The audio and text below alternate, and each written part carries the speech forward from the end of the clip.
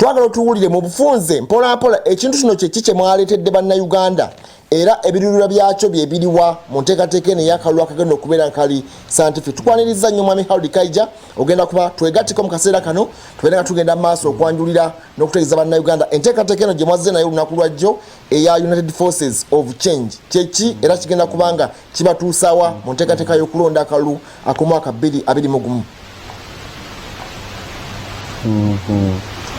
Sebo neyanza nnyo neyanzeege okumpa omukisa okwogerako ku TV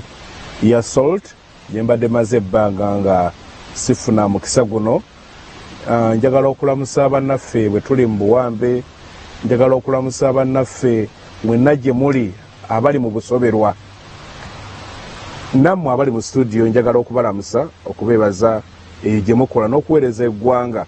kuba enkeera gye mukeera yeetaaga okuba nti eyo sacrifice nene gye muwa. Okusookera ddala mu kino ekintu mba sigendayo nga FDC, mba ngendayo nga People's Government gye ndi minisita omubeezi owa local government. So kino ekintu ekyabaddewo nti olaba olwaleero nti wabaddewo vacuum ey'okulaga obukulembeze naddala ng'olaba abantu bonna balina ebibuuzo bingi naye nga ansa ntono. Olwaleero bannaffe naddala katola abatakisi obasanga abala abanyeenya mitwe, ababoodaboda kye kimu, bannaffe abayiribi, bannaffe abapangisa, ate bw'otuuka ku bannaffe abakola mu akeedi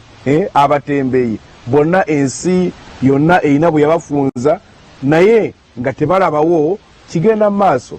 Kabeere bakozi wawulidde abakozi baadde bakubye engalo nga balowooza nti peeyi go basiteyinze oba go badifaalinze baadde balowooza nti waabwe bwe twabanyonyodde mbu nedda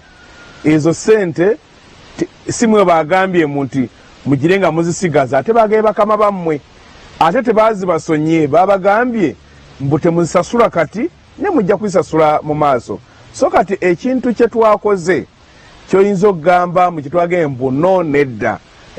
twagala okuwulira amaloboozi agaabo bonna abanyigirizibwa, agaabo bonna abali marginalized okulabika nti abo abalina sente zaabwe babalaba. Ekyo kikulu kubanga kati olwaleero ogenda n'olaba nti mweno periodi eya kwota okuva covid lwe yatandika gavumenti ekuŋŋaanyiza trillion 12. Hello?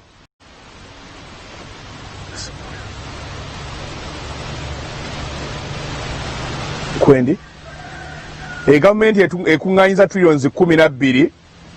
bw'ogattako n'omusanvu ezaali zirina okukola trillion nga 19. Naye bw'onoonya ebikoleddwamu tobiraba. Olw'olwo lockdown eno ensi zonna bwe zaali nga zirookinga down kubanga tuli mu intervention eya covid. Ensi zonna bwe zaali zaggalawo zibeeko bye zikola kubanga obulwadde buno bulinga obutugo obutuzi obwa covid-19. Kaakati nga balaba nti buli omu yaggala tebaggalawo nti mbu obulwadde bulekerawo kuba buli omu akutegeeza buno obulwadde tugenda kubeera nabwo ebbanga eddeneko ebbanga epanvuko. Kati z'ensi endala kye zaakola kubanga olutalo lwa buno obulwadde tebukutambulwa kuba bubi nnyo ekibuttisa nti abantu bagenda bakwatibwa nga bangi naye ng'ebintu ebirina bakolako bitono. Gamba ng'ekyokulabirako case study yakolebwa mu Uganda yalaga nti scenario gye babuildinga bagamba singa tufuna obuzibu tuliraikire abantu ebitundu ebiwera ndooza abantu ng'emitwalo 8 bayinza okukwatibwa obulwadde obwo. Ne basuubira nti abantu emitwalo 16,600 bo ne babasuubira nti abo bo bajja genda mu ddwaliro beetaaga ebitanda. Naye tugenda okukebera ebitanda ng'ebitanda ebiriwo. Yes, mbadde nkunnyonnyola ekintu ekiteesawo lockdown nti okole ebyo businga obulwadde eventually bujja mubikolako kubanga olwaleero nkutegeeza nti Minister of Health yategeeza negamba kubanga embeera eno bwejja mukola scenarios mbukatugambe abantu bwe bati abayinza okukwatibwa obulwadde baasuubira nti bannayuganda bayinza okuba 84,000 ne bagamba mbu abanaasobola okulwala nga beetaaga ebitanda gye 16,600 naye mu Uganda tulina ebitanda 48,000 ate n'obulwadde obulala batebuwumudde kakati bino 16,000 byebyo ebya covid ebyetaaga abalwadde ba covid mweno lockdown nga bakuŋŋanyiza obuyambi bya trillion 12 baguze ebitanda bimeka ng'olina district 39 nga temuli wadde eddwaliro bakuzeeko mmeka abalwadde be baasuubira nti mbu balyetaaga gundi ICU bagamba nti 2,000 giyituuka mu ICU we bakyogerera Uganda yalina ICU 55 kati kitegeeza nti bali balina kufa bufi kubanga ICU gye beetaaga okubakuuma nga baki nga balamu mweno lockdown tuguze ICU meka kubanga gundi gye nawulira egula za ICU eddwaliro lye Namungoona erya Orthodox lyaleeta ICU 5 kayitegeeza mu Uganda nga tulina ICU ezikola 6 ezo okozeewo mmeka ambulance gavumenti nga ina ambulance 100 1,800 okozeewo mmeka oleseewo mmeka so ebyo byali bikulu nti ng'olina okubaako byokola abasawo obongedde amaanyi obadde olaba n'olwaleero abasawo nga bakugamba nti protective gears tebannazifuna baali batugambye n'okugulawo taxi nti buli omu ajja kufuna gundi ya gavumenti masiki mu weeks 2 zaggwawo eno gavumenti ng'ekolayo teyatwetondera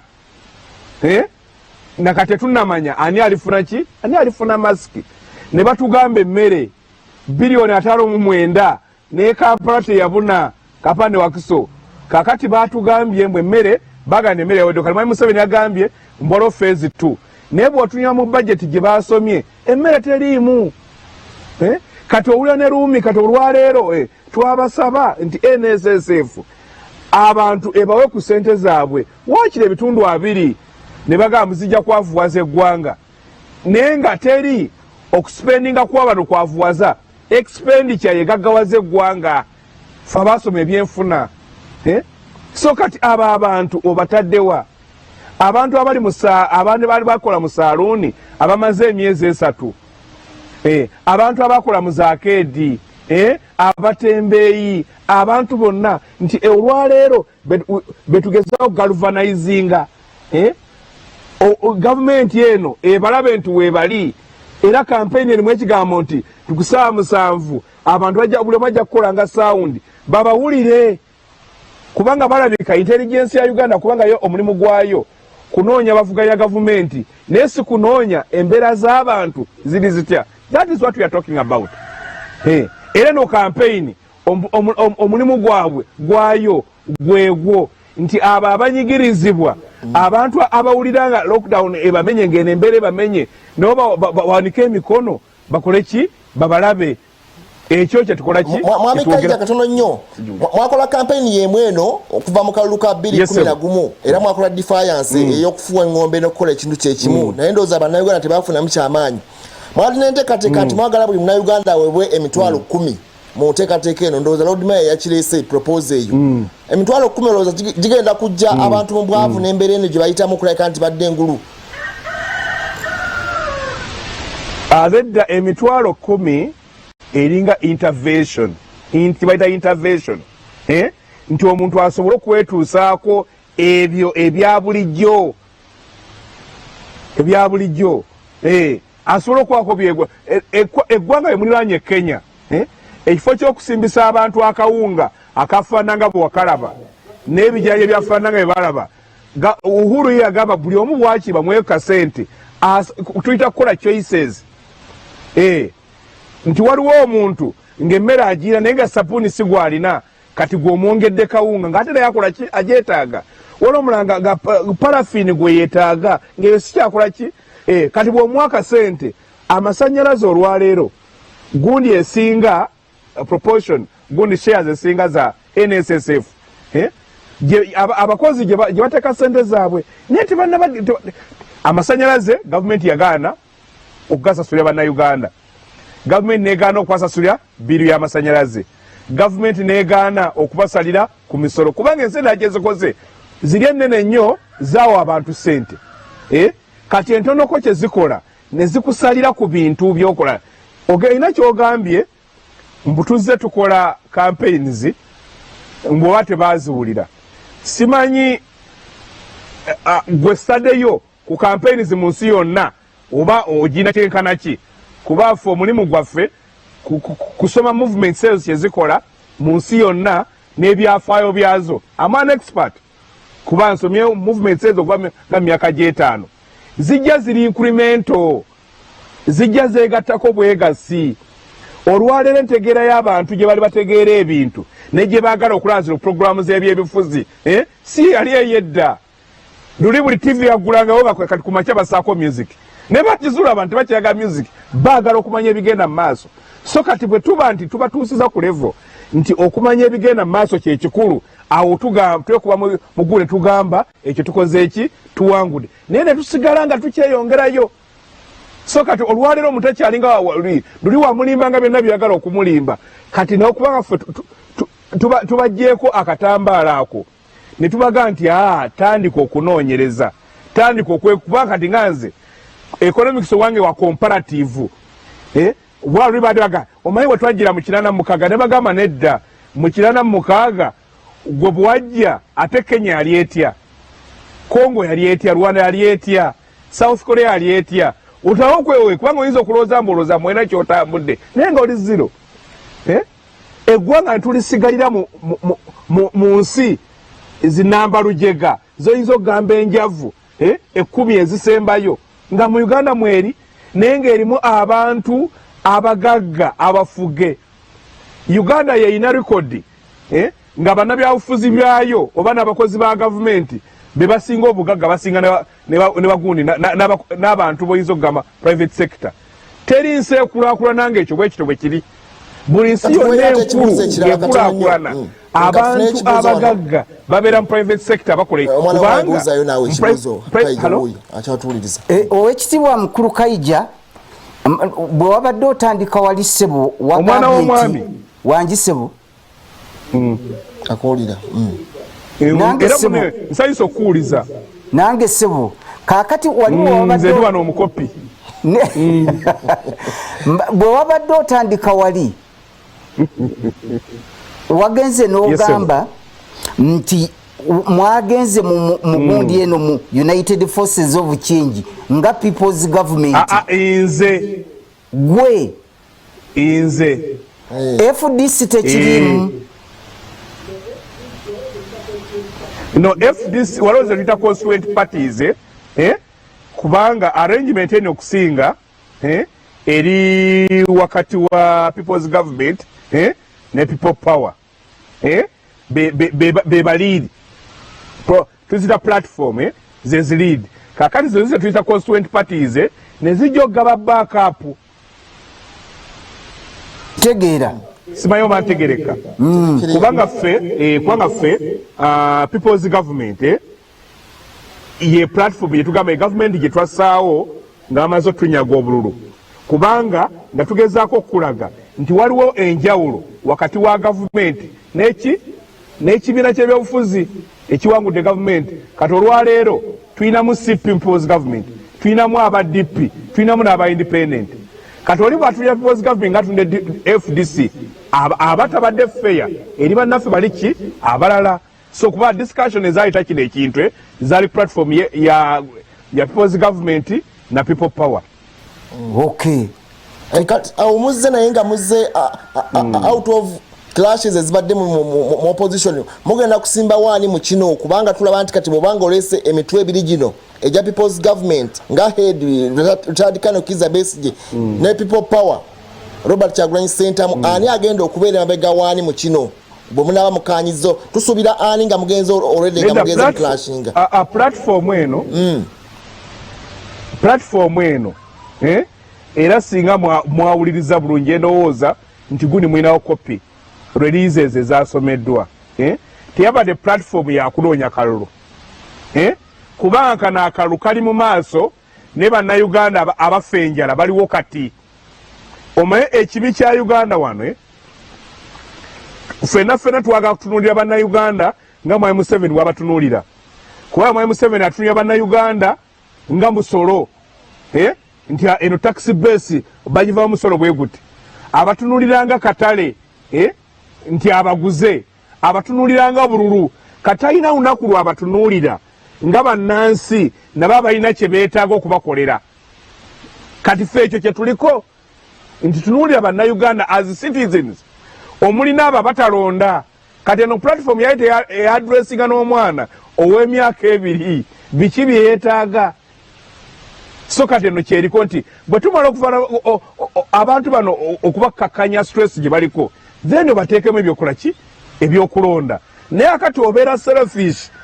oba muntu ina kyegwanyizi okwadula bannaye mutuwa obululu bowa obululu basuze enjala bowa obululu emirimu gyabwe gyafudde bowa obululu batambula banyeenya buki tebamanyi kikiddako kati gwe omugamba awo toba ki toba w'amazima munayuganda njala kugirayo omuggo so the best thing to do is now kwe kusooka okubalwanirira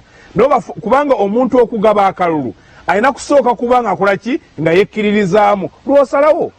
omuntu omuyala ensalawo yeba nzibu agisabirawo kwani amuwadde ekyokola ki ekyokulya era bano olaba ensindikiza gye basindikiza bannayuganda kwe kubafuula nga bayala kakati baveeyo walaba abantu ba vulnerable poor baali balowooza mu ebbanga lye bamaze mu lockdown bonabo akawunga nga si kalungi tebajja kukalaba bonabo ebijanjalo nga si birungi tebajja biraba bannayuganda babikola ki babiraba ne bagamba muleme tujooka nyoga ekola ki efaanana bwete that is very very Mr. Kaija nkankudduseeko nkutwale eno gundi yammwe gye mwagala okulwanirira tugitegedde bulungi ogirambise bulungi nnyo kaakati kankutwaleko maaso wali we tujja maaso awo gwe nga munnabyabufuzi abalwanirira okulaba nti Uganda etebenkera ebeeramu ki obeeramu kyenji okulonda kuno okugambibwa okugenda okugjawo kampeyini ezigenda okukolebwa ku TV ne radio okyogerako ki nga siza kubeera nga boziribwe tubadde tuzimanyi omwana w'omwami gwe madenda banga agoberera ensi teri gye kyali kibadde ne mu America bagenda kukola campaign Trump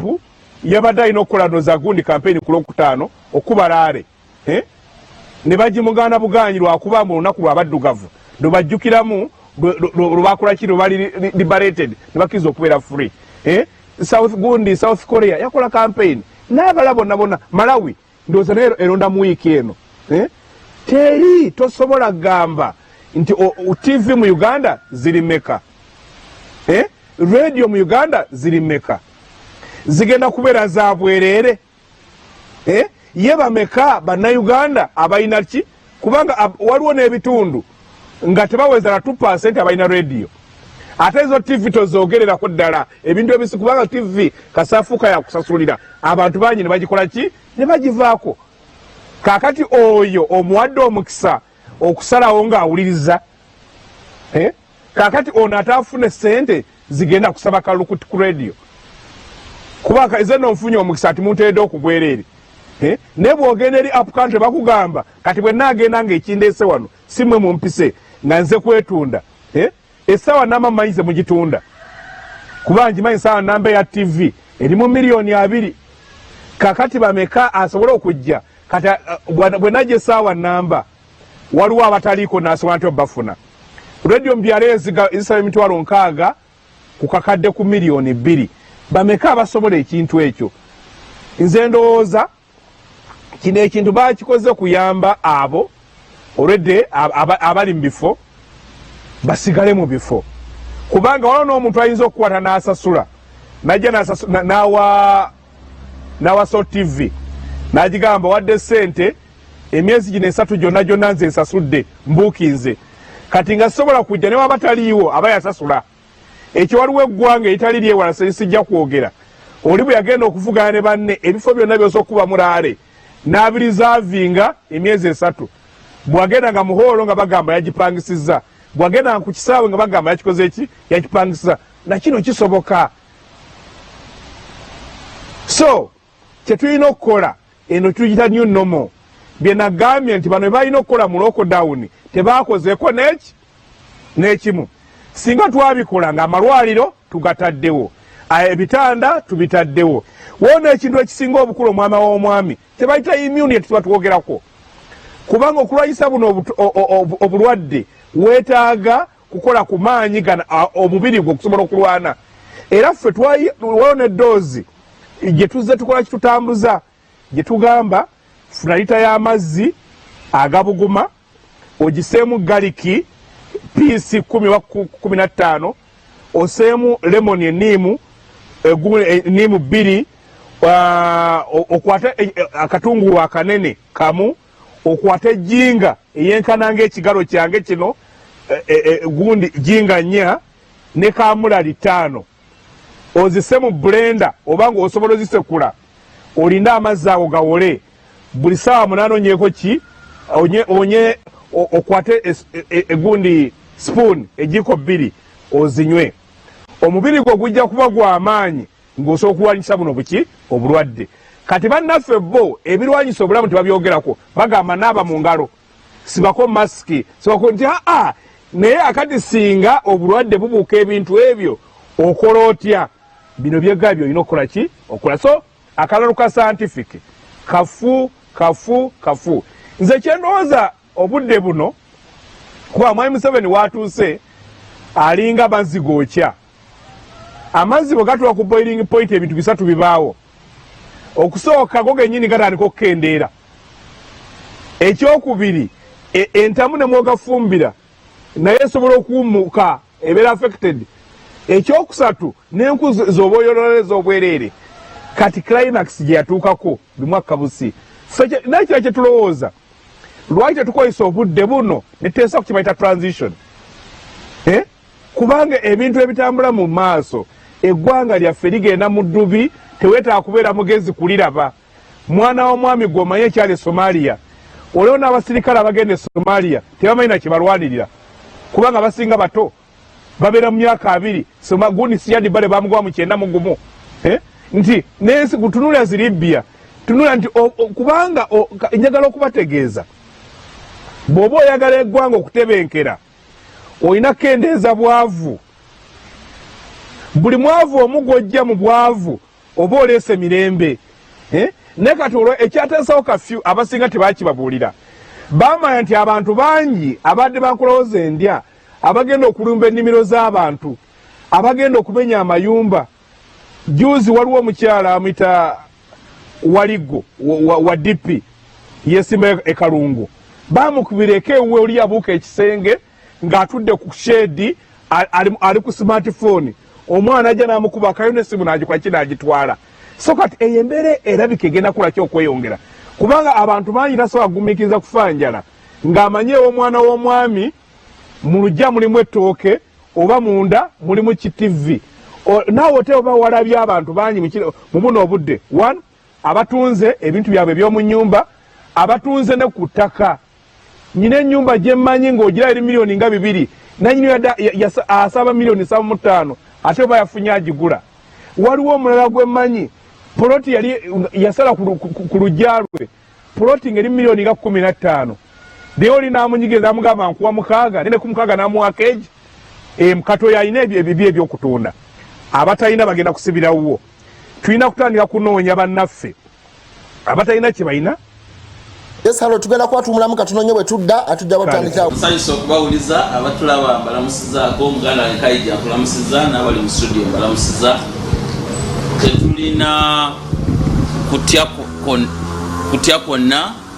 mu teekateeka enegenda mu maaso ffe twetesitesa bulungi kuba kye tulowooza kyokka nti abantu bwe batuukira okusalawo beegatta omugeto kitegeeza nti ssekinnoomu tebazitoye kimala bwenkanankana ludda lwa minzaani luli olulala. Nolwekyo kati NRM bw'ogiteeka ejjinja lyayo ku sayidi emu ya minzaani, eno olina okunoonya Kizza Besigye omuteekeyo liba ejjinja, onoonye Bobi Wine omuteekeyo liba ejjinja, onoonye ne Mugisha Muntu waba asobodde agendeyo liba ejjinja, onoonye n'abalala bonna. Ekyo kitegeeza nti opposition ya Uganda ekkiriza nti NRM nzito okujaŋŋanga muteekwa kumala kusonda maanyi. Nakyo tetulina buzibu n'amaanyi gaabwe ge basonda, era ffe tetuba tunuulidde ng'ensonga ennyo kwasigwa egusoose bazze bino babikola bulijjo. Ate era nkimanyi bulungi nga nsinzira wano ku Solo TV nti abantu bano emikisa gy'okukkaanya mitono, kubanga era bwe batunuulira ennyo waliwo alina miliyoni ze 3.5, waliwo ajja nga talina kyalina, alina bululu bwa constituency. Ogenda bagamba otya nti aliwo asinga munne abakulemberamu olutabaalo. Naye ne bana abatuuse ku kukkaanya kiryoke bakkaanye beerondemu gwe balowooza nti yalina ku mbavu bajje. Ffe nga NRM okuwangula akalulu ka 2021 tekigenda kusinziira ku bye tugenda kwogera mu campaign nedda. Okuva president yamala okulayira mu May wa 2016 twatandikirawo butereevu. Netumanya nti kakati okuva ndowooza zaali 18 netutandikirawo butereevu okuteekateeka akalulu akanaddako. Tutya nti bwe tuweereza abantu obulungi, bwe tukolera abantu bye beetaaga, then ako ke bayita akalulu. Nokyo tujja kuba tutegeeza butegeeza abantu mu ngeri yonna Electoral Commission gye neeba etuwadde, oba tugenda mu nkola ki ey'okukuba campaign oba kubajjukiza. Tujja kuba tubajjukiza nga tubategeeza nti we tuli twakola kino, twakola kino, twakola na kino. Nakyo tetulina kutya kwonna. Okuggyako kye nsaba ekirungi Muganda Nkaija ali mu administration wa opposition bulungi nti bwe baba beegasse discipline bajje nayo, buli omu ajje n'ennungi, embi buli omu agirekeyo. Twagala nnyo naffe okuvuganya n'oludda oluli organized, yes, naye twagala oludda oluwa lunnaalwo ekitiibwa. Ffe nga NRM tuyimirirawo bulijjo okulaga abantu nti tuli mu buweereza bw'eggwanga ne tusobola okukolagana ne bannaffe, era omukago gwa IPOD ogwo gutuyambye nnyo. Era mubadde nga mutulaba nti n'ensonga ze tugezaako okutwala mu maaso bwe tugamba nti waliwo ekizze tubale tukolera wamu. FDC ebadde tobibuukabuukamu, naye nga bwe tubaako kye tugoba tugamba nti ffenna tuli bibiina byabufuzi mu ggwanga, tulina okutambulira awamu tugende mu maaso. Nakyo tuli bagumu nnyo, era ffe tetunaba kulowooza nnyo nti tuyinza okugwa mu kalulu, kubanga ekyo sikirabawo. Tukolerera percentage ki etukomyawo mu 2021. Naye chance ez'okugamba tunawangula oba tetuwangule, tujja kuwangula akalulu, naye na percentage ki yensonga yokka gye tulina okukolako kati nga NRM. Studio Muzindalo gwammwe olofuna ku Harold Kaija ate naye akwengeginga, kubanga abagambye nti mwe okuva olwemwajja okuva lutugenze mu lockdown yonna n'emyezi 3 mulakanga temukoledde bannayuganda, bwekyo ekibalesa okulabika nti baagala okubengeginga. Harold Kaija wegatte ku Rogers Mulindo tulabike nga tutambulira awo mpola mpola. Njagala okwegatta ku munnange kwe tuli mu buwambi Rogers ng'ate akolera bali abaamuwamba. Bwe buzira bwakola ki bwalina Rogers omanyi yalina enkola ye kuvuluga buki buvuluzi zirakaze terms of reference. Rogers akimanyi nti mu nsi ezisinga obwavu mu nsi yonna 10 countries Uganda mu mukago gusembayo mweri gye emirimu gye batukoledde emyaka 35. Rogers akimanyi nti olwaleero ebbanja lya Uganda lyaweze trillioni 5.1 naye nga bw'onoonya bye bakozeemu Rogers netayiza bikwatako. Kati olwaleero ebbanja lya Uganda lisinga ne budget. Singa abatubanja bagamba nti mutuweeza ffe oyinza okuwulira enduulu. Era olaba ne budget gye bakola sente ezisingamu obungi za kusasula magoba kuki ku mabanja, sina kusasula mabanja, kusasula magoba ku mabanja. Rogers akimanyi nti mweno lockdown bannayuganda miliyoni 3 emirimu pe Rogers akimanyi nti bannayuganda bawera miliyoni 25 nabo beegasse ku baavu lunkupe. Bannaffe abali ku ziboda disitulikiti 40 Zibushenyi, Sima za Muru, Zibusia n'ezirukunjiri zaani zonna ya Arooza bali batya. Omayiga waliwo omuntu okuba ndi omuntu okusibira mu kkomera tekitegeeza mbu okkiriza bubeera busoberwa. Bw'olaba ng'olwaleero buli omu asaba akawunga tekikubuulira mawulire ki kuba nsinga abantu baali beesobola baligee nti affe gavumenti kyoba okola gwekola malwaliro ffe ebyokutulabirira tusobola okukola ki okwerabirira. Abantu miliyoni 2 abali mu NSSF obawulire basaba zaabo, abatembeeyi basaba kasente, ojjukira basaba omutwalo wawulire abakozi buli omu kyeyagamba nti awo tufiirawo naye aguli omutwalo ogwo kubanga bali abaali batudde ng'omutwalo ogumu bagugabanga tipu mu woteeri. Lowooza nandiyambye mwami Kaija ku nsonga ezimu. N'olwekyo kyekyo kyekifaananyi Uganda mwekola ki mweri mbu tuyina olunyanfa lunene wakati w'abanyigiriza n'abanyigirizibwa, wakati w'abalina n'abatalina, wakati w'abaavu n'abakola ki n'abagagga. Kati mwami Mulindwa ka respondinge. Mwami Mulindwa ka respondinge. Mwami Mulindwa. Uyo muwadde. Ebigambo bya mwami Kaija omanyiza ne economist mbimanyi. Abingambye emirundi mingi era mbiwuliriza. Naye kye njagala okutegeeza abatuwuliriza abantu b'opposition beesiba nnyo ku kintu ky'ebbanja. Amawanga gonna Kaija kimanyi teri ggwanga likulaakulanye nga liva wansi nga terikoze mu kwewola. Naye mitendera kijooba otaddewo ng'eggwanga okuzza engulu ebyo by'okola oba n'okulaba ng'osasula ebbanja. Uganda ekkubo lyekutte tewali kubuusabuusa tusobola okusasula amabanja. Kubanga twakizuula nti bwe tuba abogenda mu maaso tulina okukozesa ennyo amakolero. Era kakati nsobola okugamba nti tulina ekkolero erimu erisobola okufulumya bulangiti omutwalo gumu buli lunaku era nga zitundibwa ebweru w'amawanga. Tulina amakolero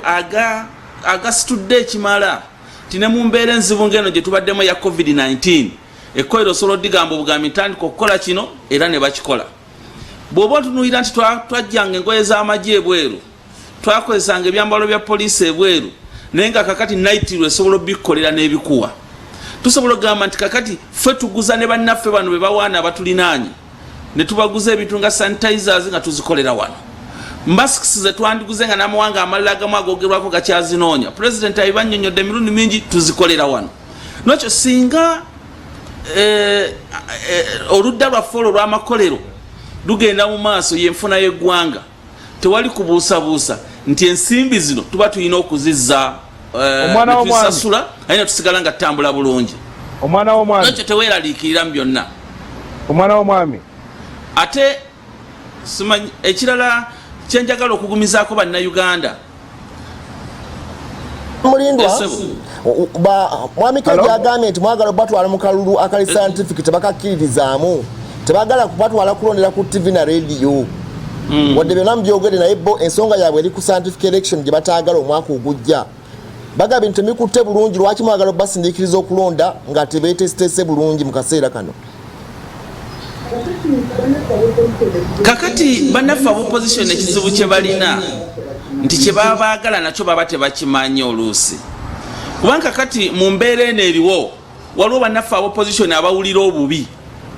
nti enkwata gye tukwataddemu obulwadde bwa COVID-19 tukyakikutte bulungi.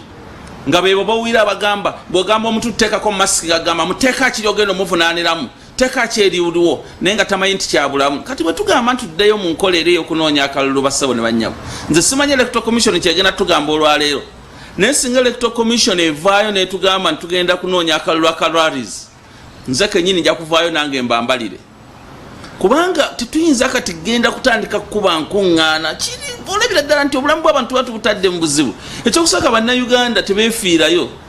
beagala kumala kubagira poliisi bagobaganye. Nakyo ffe tulowooza nti ekiba kizze kyonna electoral commission kyebeereese kijja kuba kitukosa ffenna oba nga kituyamba ffenna. kakati bwe babanga bo bakyeraliikira naffe tuba tukyeraliikira bwe baba bakifunamu naffe tuba tukifunamu naye ekikulu kiri nti bannayuganda batuusiddwako amawulire agabagamba nti okulonda kujja kuba kwa lunaku gundi